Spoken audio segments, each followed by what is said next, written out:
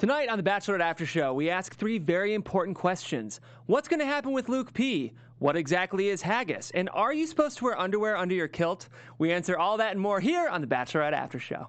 You're tuned in to AfterBuzz TV, the ESPN of TV talk. Now, let the buzz begin. Ladies and gentlemen, welcome to the Bachelorette After Show here on AfterBuzz TV. We are here to discuss Season 15, Episode 5 of our favorite show on ABC. That is, of course, The Bachelorette, starring Hannah B. And I'm not alone. I'm joined by two of my wonderful and brilliant co-panelists. Let's start with Renee tonight, sitting on the end. Oh my gosh. Hey, you guys. What an episode. What an episode. And Christine, good to see you. Good to see you too, Jeff. I am in my feelings over here, so let's dive right into this. We got to get right into it. And that's right, guys. My name is Jeff Graham. Before we dive into the show, I want to really quickly say, first of all, thank you guys for all of the comments last week. It was so great to have you guys so engaged in our chat. Second of all, a lot of you guys were coming at me with some really, really great feedback that I really appreciate. So I just want to let you guys know, we read all of your comments. We really appreciate them, and I'm doing as much as I can to learn what I need to as we continue to cover the show. And just we really, really appreciate the feedback, and I take it very seriously, and we all take it very seriously, right? It means a lot. So thank you. Please continue to comment and know that we read it and we value it. Okay, let's get into our overall thoughts. Christine, how did you feel about this episode as a whole? Oh, as a whole, it was such good TV. Like, there's so much to unpack, but that last half hour of the show was absolutely brutal. Like, yeah. We didn't stream our live watch along today, but I know the panel can agree that we were just cringing hard. I felt really let down by my girl Hannah B this week, I'll be honest. I was not a fan of some of her choices. What did you think, Renee? Yeah, I feel like we saw the epitome of Luke's toxicness, I would say, and it was very hard to watch Hannah, even though, and I know we'll get to this later, but like, let's be honest, this was like, once again a Luke P episode. Yeah. Just watching how she handled it was very, very difficult for me. Loved the episode, but wow, it was a long time of that. Yeah, it was a pretty good episode. It was a lot of Luke P. And for those of you guys who are frustrated by what you thought might have been me going a little easy on Luke P this week, you'll probably be more happy with my take this week because I'm getting over it. I'm having trouble with it. And I just think this is a classic example of someone who doesn't listen. Like, I just feel like he's really refusing to listen to any of the guys. He's refusing to listen to Hannah, and he's even refusing to listen to himself, I feel like, or the signs that are around him.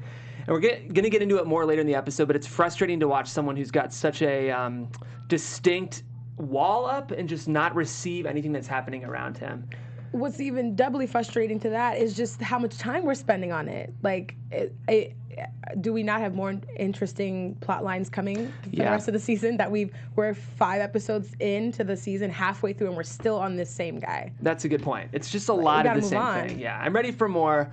But we did get some other stuff in this episode that we're going to talk about. But of course, let's go ahead and start. We're going to cover it chronologically. So the first thing we get is Luke S versus Luke P. We finally get this settled. I don't feel like there was anything particularly insightful here. Well, I don't know. Renee, what are you thinking? I thought it was very interesting that Hannah wanted Luke S to talk to Luke P directly when he came over. Yeah, pretty much what we saw was what we already had seen, except Hannah was present, so it was Luke P still lying and Luke S still telling him, hey, but you said this. I was so bored by it, to be honest with you. And then when Hannah just walked away and didn't deal with it and was like frustrated, instead of being like, oh wait, maybe neither of these people maybe I should not. Yeah. Yeah, that kind of annoyed me that she sat them down just to walk away from the situation.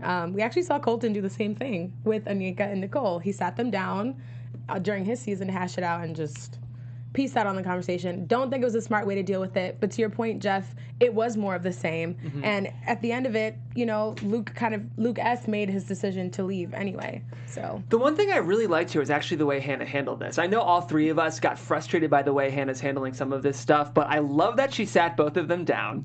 And when they tried to talk to her, she said, no, I want you to talk to each other. Because Right. what a great litmus test to see what someone's really like. And that's the thing she's really looking for from these guys is who actually are these people? It would be kind of nuts to think I'm on this highly produced show where there are cameras everywhere, and in some ways people are competing to try to win my heart that's going to mess with the way people really act and behave, right? So she's doing her best to create situations to really see these people for who they are. And I love that she pitted Luke P and Luke S against each other and tried to step away from it. I wish she would have stayed in the room like you mentioned, but she just couldn't take it. And I honestly can't blame her, because that would drive you crazy. That would start to make you nuts, knowing that you may or may not be seeing the real sides of these people. How did we feel about the fact that Luke S left himself? Funny. It's like when Heather left. You're like, well, you know you're not going to win. And I guess he kind of figured he'd go home that night, even though I don't think, as a viewer, I don't think he was going to go home that night, especially when that scene validated when Chris Harrison took away the rose when he sent himself home, implying that that rose was for him.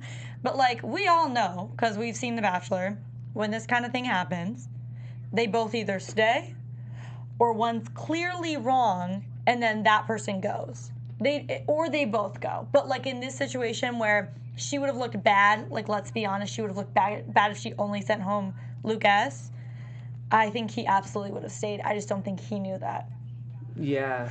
I mean, if I'm thinking like Luke S., it was just going to be an uphill battle from that point, and I think he knew that he didn't quite have that relationship with Hannah, that it would outlast this. Like, just call it what it is. And 100%. I mean, Tamara Fuller in our chat agrees. She says Luke S. was a class act and left without the ceremony. Also that, too, like, to get defamed, his character smeared that way, and then be sent home for it and not feel like you're being heard, which is what he came across to me. Like, he just didn't feel like Hannah believed, like, what he was saying, that he was here for the right reason, so he just left. I mean, yeah, I think being in that kind of situation with someone who is so toxic and manipulative and kind of a little bit of a psycho, you're like, are you kidding me? Like, I would be offended. Like, you don't believe me? Literally every other person in the house is agreeing with me, except for you, because you like him, and he's manipulating you. The rest of us, he doesn't want anything from us, so this is his like, you learn about someone when there's conflict and when you can no longer offer them anything. If you can't do something for someone, that's when you should pay attention to how they treat you. Well said. Well, let's go ahead and continue the conversation. Oh, the one thing I wanted to add, do we think she would have picked Luke S? Because this week. But, I mean, I stick by what I said last week. He's done. He's been done. He's not going to win, not going to make it far. Right. But he would have made it past this rose ceremony. Very interesting. But wait, Jeff, before we move on to our next topic, we just want to say thank you guys for making us the ESPN of TV talk. But for us to continue to grow, we need your help. So make sure you subscribe to us on YouTube right here if you're listening live, AfterBuzz TV Reality. Also, make sure to give us a 5-star rating on iTunes. Please, we will read them. We read all of them, not just the comments, those two. And speaking of comments, leave us a comment here, because again, we spend way too much time reading all of the comments. And not sleeping over them. Not sleeping over them. We see them. We respond to them a lot of the time. So please, please, please do that. And just want to thank you again for supporting us and watching every week or listening every week, because we really love, clearly too much a little bit, The Bachelor and The Bachelorette, and it's so fun to engage with you guys, so thank you. Thank you, guys. Well, very well said, Renee. And make sure you look out for Luke S.'s tequila business. That's right around the corner. Okay, you know what? He needs something. He needs something. Let's get Luke S. some tequila. Okay, so this is when the group finds out they're going to Scotland. Kind of excited. What would you prefer, Scotland or Fort Lauderdale? Scotland? What? Are you sure? Yeah. No, it's just, I think we all were taken aback at how not excited they were, though, considering when Hannah told them they were going to Rhode Island, or Chris Harrison, rather, they were like, they freaked out, but through the moon. What was the season where they all went to Fort Lauderdale? Because that was my favorite. Contestants have never been so excited, and we've joked about it on this panel several times. Arie's season? It might have been Arie's season. But you guys, let's all do a quick reenactment of how the guys sounded when they found out they were going to Scotland. 1, 2, 3. Oh. Are they all from Scotland? Is that why? Like, were they just there before the show started? Is that where auditions were? I wonder if they were, like, told something else earlier, then production found out. They're like, you guys were going to Mallorca. And everyone's like, yeah. And, like, actually, it's Scotland. Mallorca's a place, right? Maybe I was going to ask, where is that? I might have meant Mykonos. Mykonos, yes. Mykonos. I think that's what I meant. All right. So we get another kind of cryptic toast from Hannah. I will say, as much as I love Hannah, and I think she does a good job expressing her feelings, sometimes her like general big group statements can get a little confusing for me.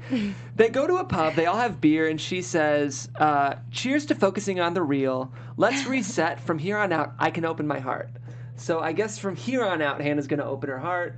I liked the sentiment, but I found it to be very confusing. I don't know what you guys thought of Hannah's speech here. I have a new theory. I think this season is getting sponsored by the panel show The Real, because the amount of times that girl has said it per episode this season, I mean, we get it. Yeah, I have no idea. She just makes speeches, and I think she doesn't know what she's going to say, but she just starts to talk and then hope it goes somewhere, which we've all done. Oh, for sure. But I think she does it so much. every time because she's so scared of making a toast and like messing up, so now she just keeps talking. Yeah, but that was like the first of many confusing things she said over the course of the night, where I was like, girl, what are you saying? What? Yeah. I think she's self-aware too, because she even started it like, I know y'all, what y'all are thinking, what's about to come out of my mouth, and I'm like, same girl. What? Yeah. The chat brought up a very good point, too. We did say goodbye to our beloved JPJ tonight. John Paul Jones! Yeah, we can't overlook that. And Mateo, who I think maybe said 5 words this season, but it's piqued our curiosity, right? Talk about a, like, forgotten storyline right there. This guy fathered 117 kids, according to his bio, as a sperm donor, and we never got that conversation. Wild. Like, We could have met them all. we It would could. have been interesting. It would have been something else besides the same drama each week. So. Mateo's about to get his own reality show, like on VH1, My 100 Kids. And John Paul Jones could potentially be in Mexico this summer, guys. Oh, he'll definitely be in paradise, I feel like. We will see think so. JPJ again. He's a hero, and we miss you, JPJ. Also, Sausage Party Grant is still here. WTF on that one. That blew my mind. Also, Devin, like, this is why the show's frustrating me at this point, because now you're keeping guys and I have no idea why they're there. Well, because he's a talent manager, and when Hannah needs to start selling those Sugar Bear hair vitamins, she needs someone to help write those checks. That's why Devin's there. We'll see. It could be, we had Kerpa, we had some late bloomers last season, so maybe we'll see some interesting twists with some of the people who are left. Okay, let's go ahead and talk about Mike and Hannah's one-on-one, because that's what we got into next. Overall, this was a solid one-on-one. I'm starting to see a real relationship develop between Mike and Hannah, and I know Mike was my number one. I said I was ready to propose to him. He's lost a couple points based on ways he's handled certain situations, but he really brought it back up for me. I loved him this episode. Yeah, I think they had a great date. They also had like one of those normal Bachelor dates, kind of the same one that Jed had when they went to Boston, just walking around, enjoying things together, which to me tells me that Mike is going to go pretty far. I feel like he got that really serious front runner, like, I really like you, I want to just have alone time with you kind of date. And I think he did a really good job at wooing Hannah. Like, it's clear to me that they're smitten with each other. We discussed this off air that I don't know that they're further than that yet, but definitely smitten with each other. She flat out called him fun, funny, handsome, and adventurous. Like, sounds like he's checking all the boxes for her. I gotta be honest though, with everyone, and I mean everyone on the season currently, with Luke P still there, I don't think she even has them. That's like, maybe she's like, ooh, they'll make it far. I don't think she's thinking of anyone else being the winner. Despite the issue she's having with Luke P, I think she is a little bit of tunnel vision. I think she's a lot of fun with everyone, but I don't see like different levels. Like I see Peter, Mike, well, Garrett because of his kissing, and then who else does she? Oh, and Jed. I think, okay, so Garrett's a little bit lower. I give Jed a little higher. Oh, no, Jed's higher. Garrett's a little lower. Jed, Peter, Mike, and who else am I? Whatever. Those guys I think are all on the same level. Tyler. Like the same level, whereas I think Luke P was on top a bit. I don't see anyone else like in close second place. I think it was a basic cute date. Love his smile. Really craved candy after it. But I don't see him being a front runner after this date because we're all so distracted by Luke P. I agree. To me, this seemed like a really great first Tinder date, or maybe like a really great second Tinder date. But it was a lot. Bumble. Maybe Bumble, fair, or maybe Hinge. Let's give it a little more credit. Hinge. I'd say Hinge. Unfortunately, I got booed up before the dating app revolution, so I have very little knowledge on that. But I can't relate. Must be nice. But I do kind of feel like there was like a sense of like boyish giddiness with Mike. He was like, I love that we can be silly. He often referred to how important silliness was in a relationship. but I don't think we got necessarily like as real as we'd want to on another relationship. It was cute. It was cute. That's what it was. Yeah. We don't need to make it deeper than it was. It was cute. If there were deep moments, they definitely didn't show them, but Yeah. I enjoyed watching it. It's interesting. The chat definitely has some mixed feelings about Mike's date. Some people are saying that AB says Mike is scared of women, that he's so nervous, and Well, he was definitely nervous. yeah, and a lot of people are just saying that he was a little too smiley and giddy throughout the date, but I don't necessarily have a problem with that. I have no problem with that at all. He said, I'm thinking so much about Mike's background, and he came in with such a heavy backstory about what happened with his ex, which also leads me to believe, like, I don't know how much relationship experience he has, or maybe that one was just such a deep one that's the one he keeps referring to. So I feel like this new experience with Hannah, like, I believe him. I believe he's sincerely, like, smitten and enjoying this moment. Yeah, it's like puppy dog love. Yeah. I like nothing's real yet with them. I totally buy it. I mean, gosh, you guys, you know when you like someone or when you think someone's cute and you just can't wipe that stupid smile off your face. Yeah. Like that was Mike. Exactly. I'm guessing that Mike isn't necessarily Hannah's type. I feel like she's not into sort of like the goofy, smiley guy. It seems like she likes more of the brooding, aggressive romance novel cover. Oh, because it didn't bother her that Luke P literally attacked Luke Right. S on the rugby field. Why would you think that? Right. So I feel like Mike might be a lot of people's type. Like I think a lot of women are attracted to sort of the lighthearted, smiley goof, and I don't think at her core that's Hannah's type because most of that's her guys Hannah. are right. She wants someone to Okay. balance her out. So That's I think fair. I think both of them know that they're both great people, but probably not long game. Oh, I think goal. he thinks. He's like, oh, this could work out. I think she is having fun with it and truly isn't thinking about anyone but Luke P.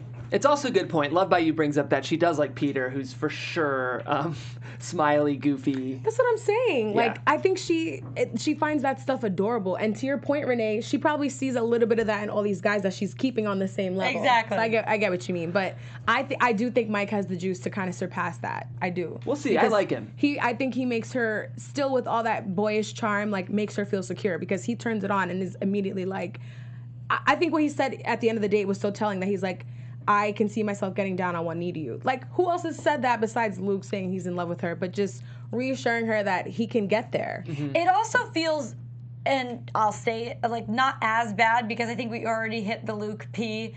I'm falling for you week 2, but I mean to already feel ready to get down on one knee, like it's been, I mean, sure, but this is their first one-on-one. I just little skeptical about it, but I don't think it comes from a disingenuous place. I think he's like, ooh, like puppy dog, like yeah, I could do it. I want this. I don't think it's a real like I am ready for it. I think he's just infatuated. Okay. I think I'm somewhere in the middle of you two, is where I'm landing on that. Okay, let's talk about the full frontal group date we got tonight. So the 3 sports that we're assessing tonight are axe throwing, running with buckets of milk, and wrestling. I need some explanation here. What were the metrics on how we assess these sports, especially with the milk one? How do you win? Does there need to be a certain amount of milk left? None of this was explained, and I found it to be very frustrating. I just think you haven't dated in a while. This is typically like first, second, third date. Got it. That's fair.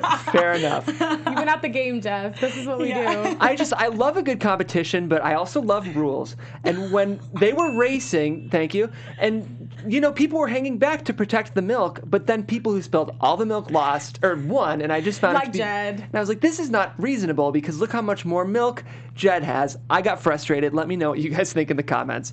Let's go and actually talk about the date, though.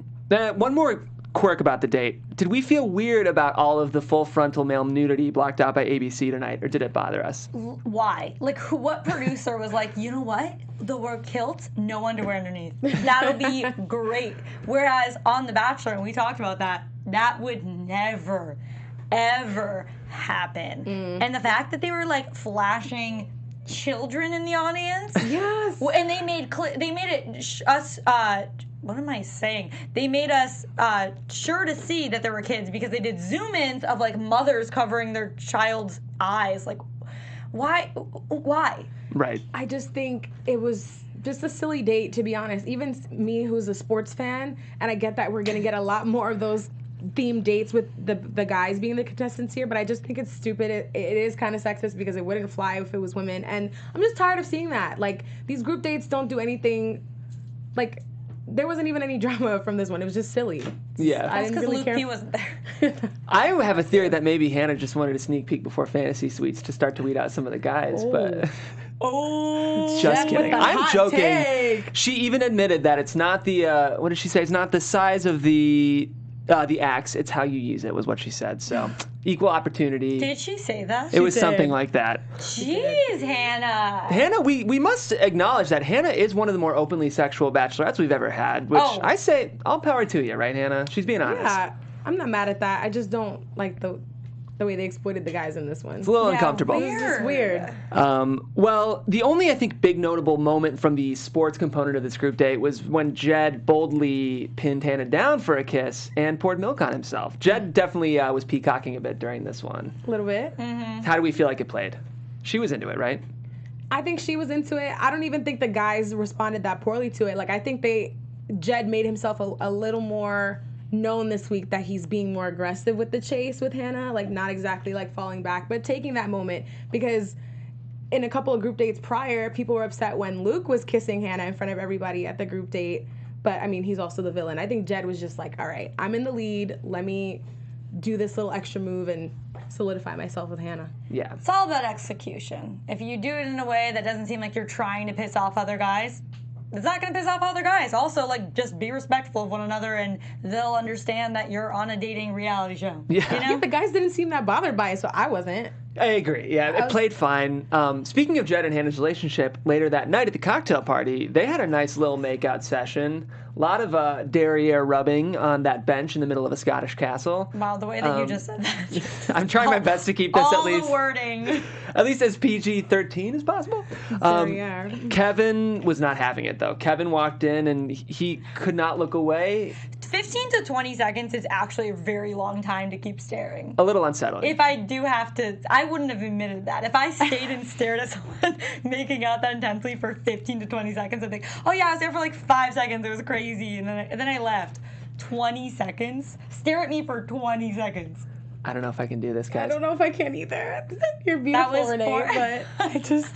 If looks could kill. Somehow the way this was edited, there's the timer. Somehow the way this was edited actually started playing out as I think it made Kevin look a little charming, even though if we're looking at it from an objective standpoint, it's a little weird. Oh, I think it made him look really awkward. Do you? Just very awkward.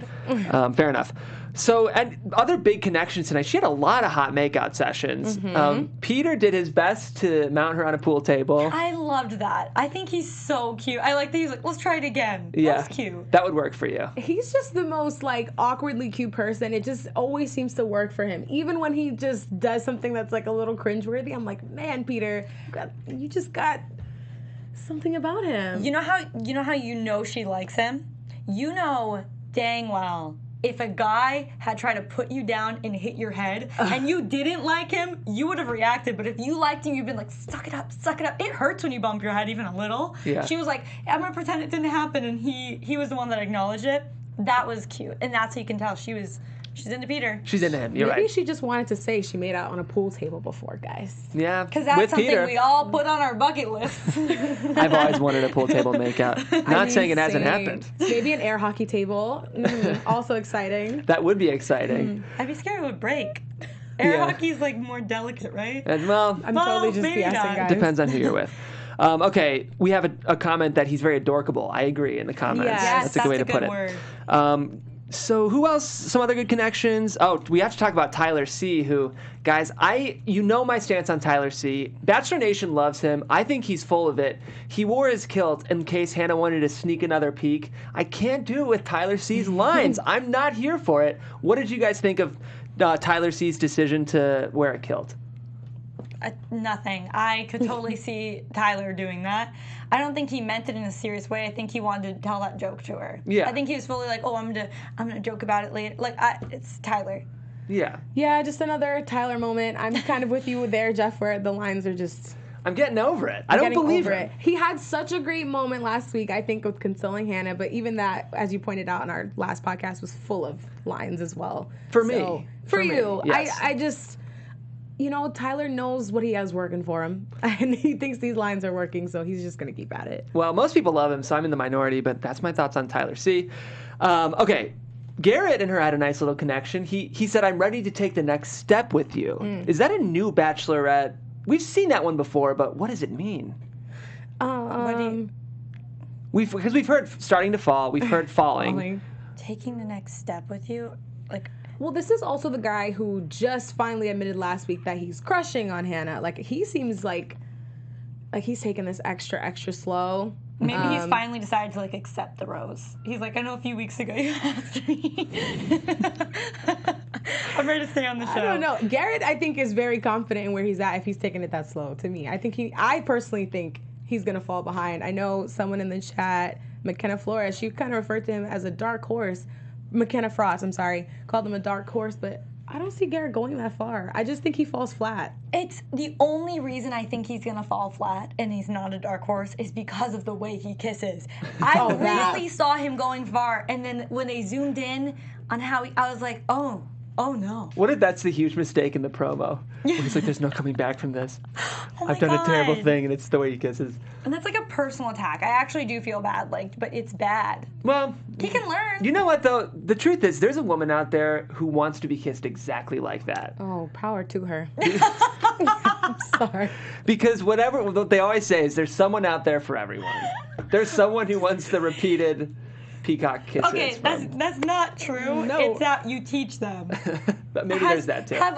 Listen, he does seem like a guy that gets away with just on his looks. So do you think every girlfriend was like, "Whoa, he's really hot," he's and like a really pro nice. golfer. I guess I'll just keep doing it that way. Like, why has no girlfriend been like, "What are you doing?"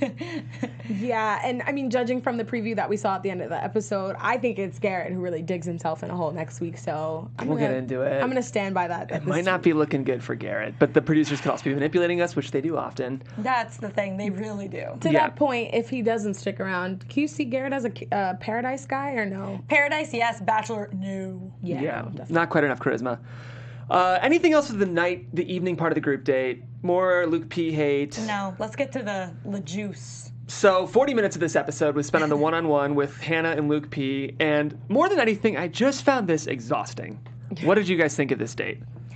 I found it very real, I will say. Hannah's been drilling that into our brains, and this truly was a very real date where it felt as though we were truly sitting there watching them talk the entire time, whereas a lot of the dates feel like they're cut to, get to the, okay, talk about this, to say, like, how you felt, okay, go. Whereas this was truly her sitting down and trying to get answers from him.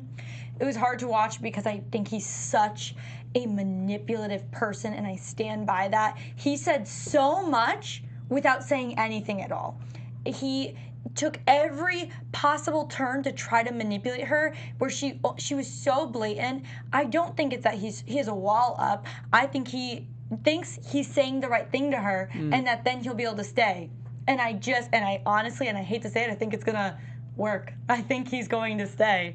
I hate him. I understand where Hannah's coming from because we've all been in that position where, we like someone, we know we shouldn't, and we're like, I wish I didn't like them. It'd be so much easier, but we do, and it's hard. And then watching that on a reality show like this where you've like 25, 30 other guys that you could pick, but this is the one you feel the biggest connection with, and watching someone without the best willpower. It's hard because I agree to an extent with you. Like, I want to have empathy for Hannah, but she also says things off screen where it's like she knows he's being fake and that he's coming off a certain type of way. So it's like, I feel like you see right through him and you're just ignoring it. And I'm not going to make excuses for her anymore because as the lead, I feel like you've given other people such a short leash, and Luke P has had such a long leash with her. And I just feel like 5 episodes in, you just keep trying to find different scenarios where he can prove to you that he is not this guy, but that's just who he is. And I just feel like you need to face the music, sis. Like, the producer's not gonna keep popping out the side and telling you, like, they literally told her, like, you need to ask him that. Like,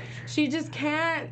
It's just frustrating me. No, I totally agree with you, but I don't accept for the part where she knows he's all fake. I think, as again, many of us have done, I think, where you, like, think that these are just walls built up and that there's good inside of them because you think you saw it once, you've known him for like 4 or 5 weeks, calm down.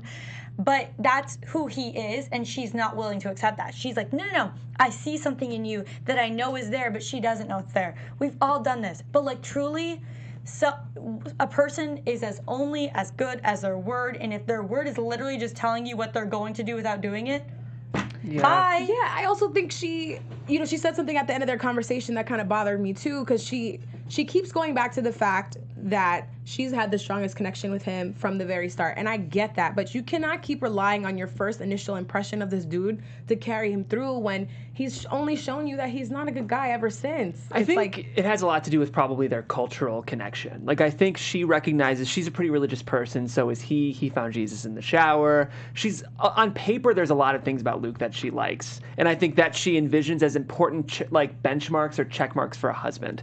So that's what I think she's seeing in him. But like what though? No, I think he's showing. She even said like, I want a husband that people are drawn to, and people are not drawn to you. So like, what actually is he checking off besides the fact that he's hot to her? It's only their connection. I'm telling you. Okay, I hear you on the. She's like going off of her first impression of him, but a big thing about toxic relationships is a lot of the times when things get bad, the initial connection was so strong, that's what you keep going back to. I have a lot of friends who have described this to me where like you're just like, oh, it's gonna get back to the way it was and I'm gonna dig deeper and it's gonna be fine. And I stand by like he's a toxic person, so this makes sense to me that she's still trying to like find that place, the original, that connection, but like at some point you need to be like, when someone's having that many red flags 5 weeks into knowing them, like, girlfriend, come on. Yeah, because what is it going to be later down the line? This is just you're setting the stage for the relationship. I'm sorry, it's kind of rare that it takes that big of a turn and gets better.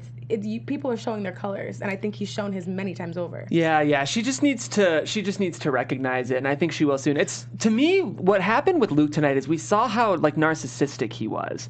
Like, I feel like he was just really unable to empathize with anything Hannah was saying. Yeah. And, empathy is such an important foundation for a relationship. Being able to listen, being able to respond and react to what the person across from you is saying.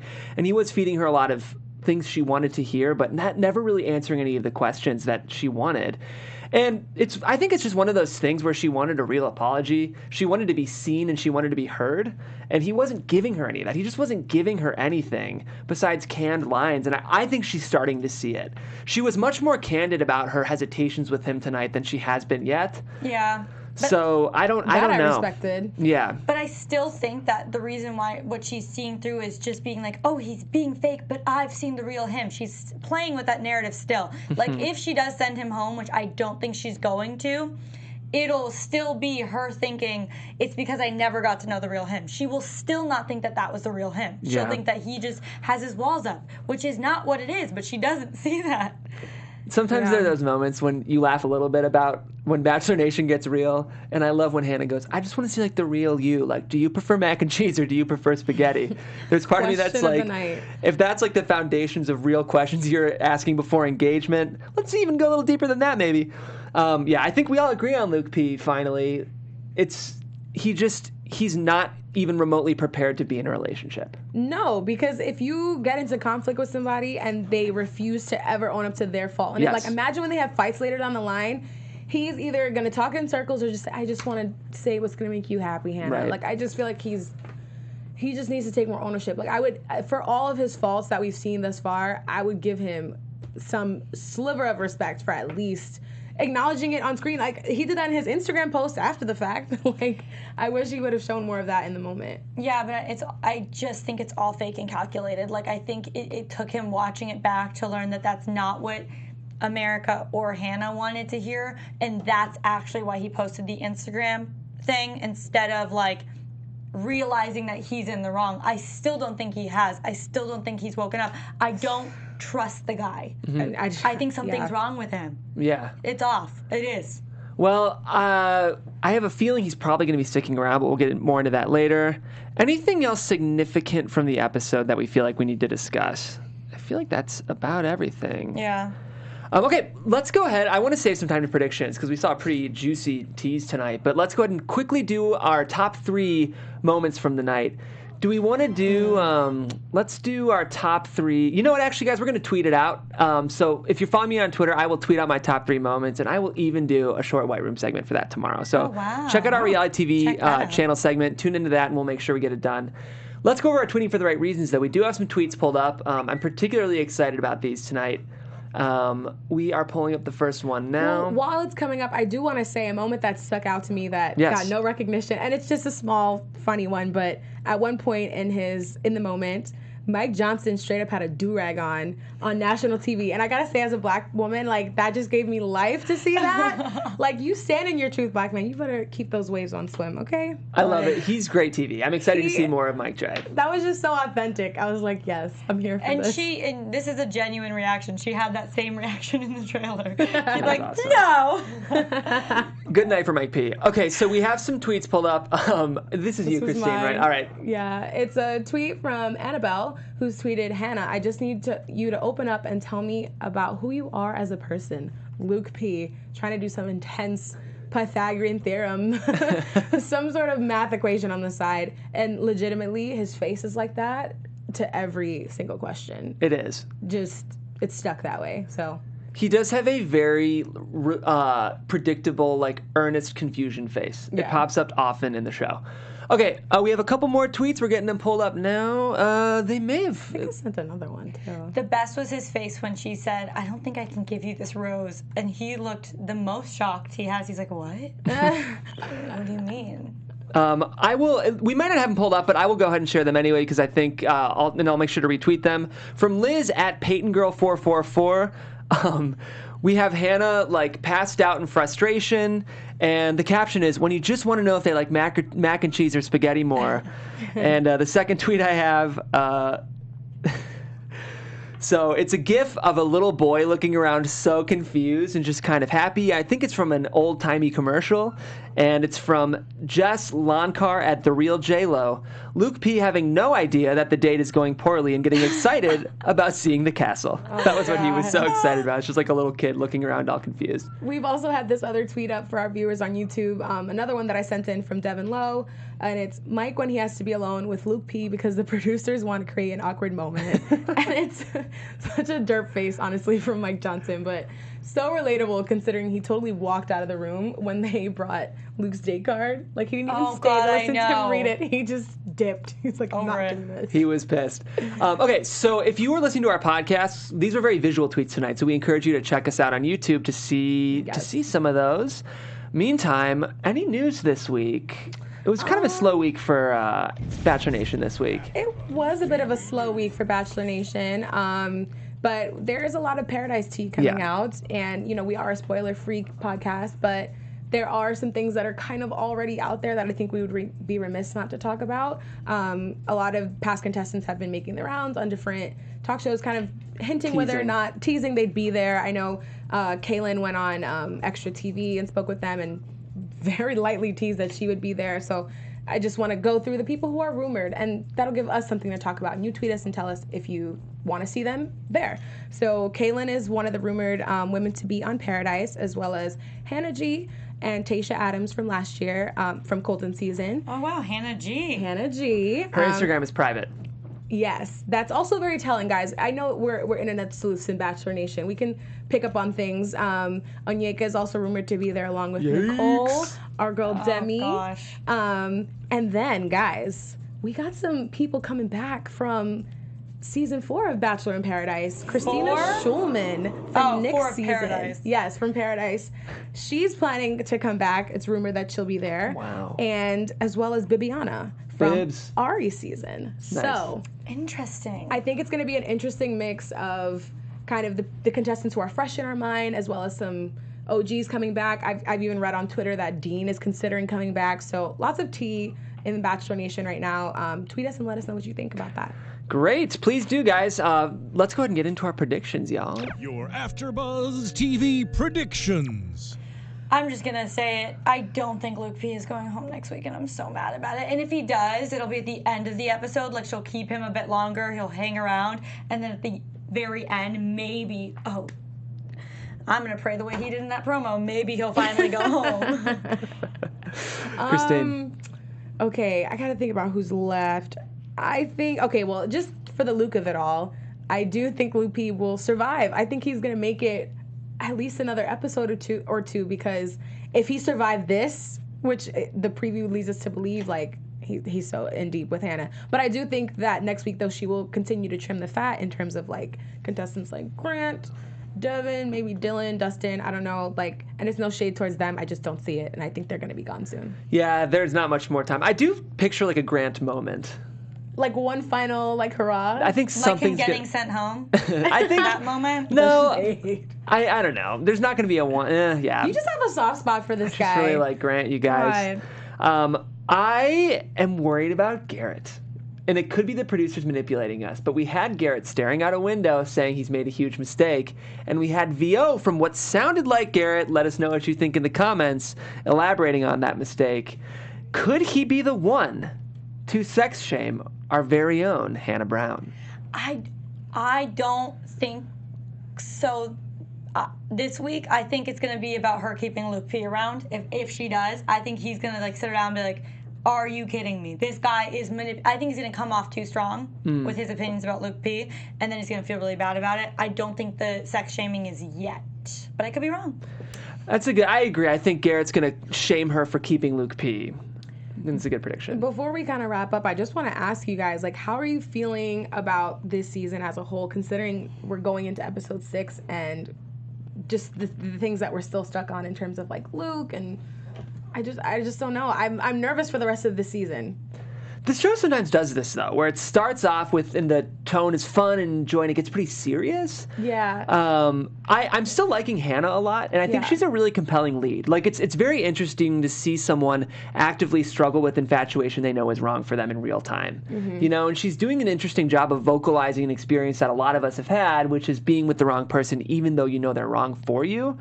I don't know if I have much more patience for it, though. That's kind of where I'm at. I'm hoping the season takes a shift, and I don't know if much of Bachelor Nation is going to want to keep Luke P around. I feel like I had a soft spot for him, which a lot of people are upset with, understandably, but even I'm off that train now, so I'm ready for him to go. Yeah. Yep. Bye. Looks like Speaking of, we're getting out of here, guys. Thank you so much for tuning in to the Bachelor After Show here on AfterBuzz TV. This was season 15, episode 5, and we thank you so much for tuning in. We're here every week at 5 p.m., guys. We go live at 7. Sorry, we're here every week on Mondays, and we go live at 7 p.m. Pacific. We have a lot of people joining us in the chat, which you can do on YouTube on the AfterBuzz TV reality channel. We would love it if you did that. In the meantime, though, you can keep up with us on Twitter. If you guys want to connect with me, you can do that at Jeffrey C. Graham, one word. All right, guys, and you can keep up with me on Twitter at Christine Bean with 3 E's, and on Instagram at Christine I. Alexis. Love chatting with you guys. DM me all your thoughts. And you guys can follow me on Instagram and on Twitter at Renee Ariel. And go to my Instagram because something is happening this week, you guys. Ooh. You should check it out. At Renee Ariel on Instagram. Thank you for tuning in, guys. We'll see you next week. Bye.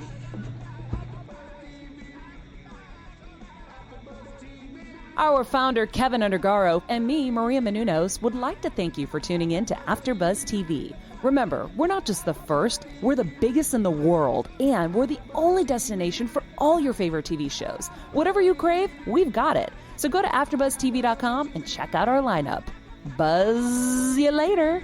The views expressed herein are those of the hosts only and do not necessarily reflect the views of AfterBuzz TV or its owners or principals.